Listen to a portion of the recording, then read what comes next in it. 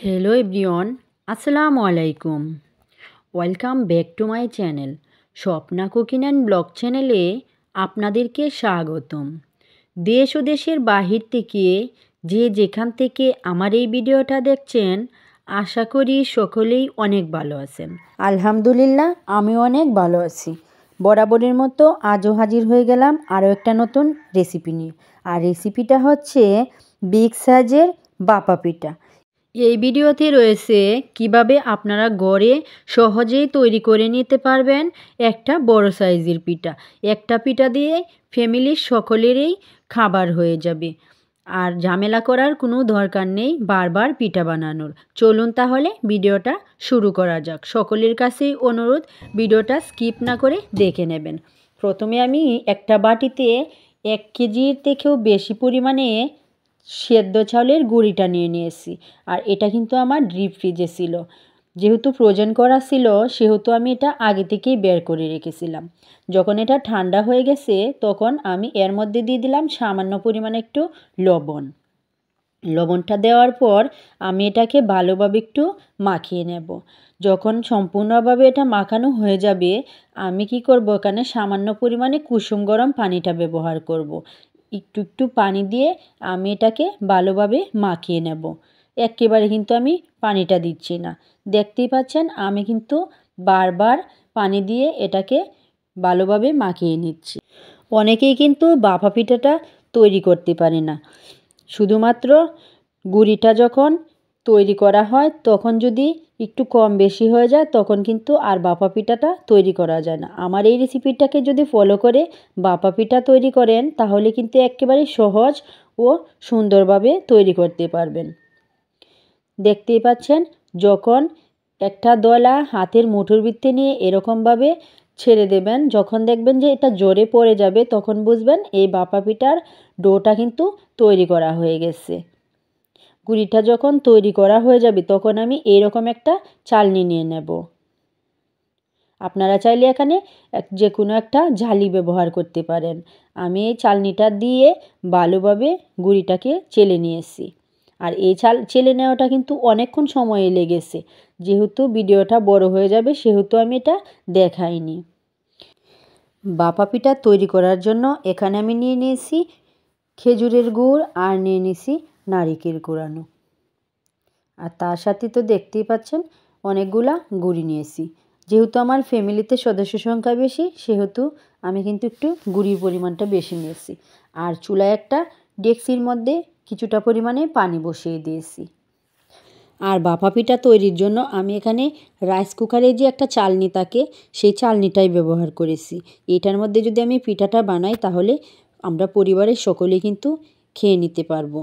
তাহলে আর আলাদা আলাদা কোনো পিঠা তৈরি করতে হবে না। চলুন তাহলে দেখে নেওয়া যাক পিঠাটা আমি কিভাবে তৈরি করতেছি।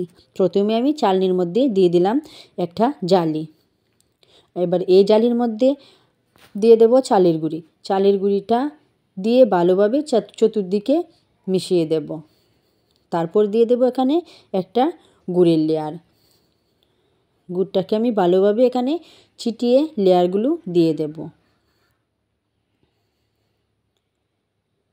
তারপর দিয়ে দেব এখানে আবার নারিকেলের লেয়ার। এভাবে কিন্তু আমি 3টা লেয়ার দেব। তারপর আবার দিয়ে দেব এখানে গুঁড়ি। এইভাবে কিন্তু দিতে দিতে আমার 3টা নারিকেল আর গুড়ের লেয়ার হবে।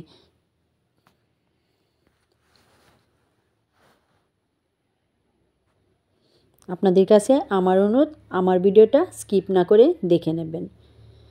আর যারা আজ আমার চ্যানেলে নতুন এসেছেন সকলের কাছেই আমার অনুরোধ, আমার ভিডিওটা ফুলভাবে দেখে নেবেন। আর যদি আমার ভিডিওটা ভালো লাগে তাহলে আমার চ্যানেলটাকে সাবস্ক্রাইব করে দিবেন আর পাশে থাকা বেল আইকনটি অন করে রাখবেন, যাতে করে নতুন কোনো রেসিপি ছাড়ার সাথে সাথে আপনাদের কাছে পৌঁছে যেতে পারে। আর যারা যারা এই পর্যন্ত ভিডিওটা দেখতে দেখতে চলে এসেছেন সকলের কাছে অনুরোধ, একটা লাইক দিয়ে দিবেন। আপনাদের একটা লাইক কিন্তু আমার শেয়ারের কাজ করে। আপনাদের কাছে আমার অনুরোধ, কেউ স্পাম কমেন্ট করবেন না। স্পাম কমেন্ট করে কিন্তু ভিউ বাড়াবেন না। আপনারা আমার পরিবারে কিন্তু ভিউ হিসাবে আসবেন না। সুন্দর করে একটা লাইক দিবেন, একটা কমেন্ট করবেন আর সম্পূর্ণ ভিডিওটা দেখে নেবেন। আপনাদের সাথে কথা বলতে বলতে কিন্তু আমার পিঠাটা এখানে তৈরি করা হয়ে গেছে। সবশেষে আমি চতুর্দিক দিয়ে জালিটা এনে এখানে মুড়িয়ে দেব। এবার আমি এটা চুলায় বেক করব। চুলার মধ্যে যে গরম পানিটা বসিয়ে রেখেছিলাম ওই পানির উপরে চালনিটা বসিয়ে দেব। আর পিঠাটা কিন্তু আমার তৈরি করতে বেশ কিছুটাই সময় লেগেছিল। প্রায় 10 থেকে 15 মিনিট সময় লেগেছিল এখানে সেদ্ধ হওয়ার জন্য। যেহেতু এটা বড় সাইজের পিঠা ছিল সেহেতু পিঠাটা অনেকটাই দেরি লেগেছিল। আমি প্রায় 15 মিনিট পর এসে একটু জালিটা উঠিয়ে পিঠাটা দেখে নিচ্ছিলাম।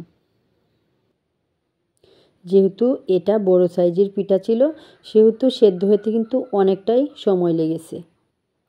আমি একটা কাঁটা চামচের দ্বারা এটা দেখে নিচ্ছিলাম।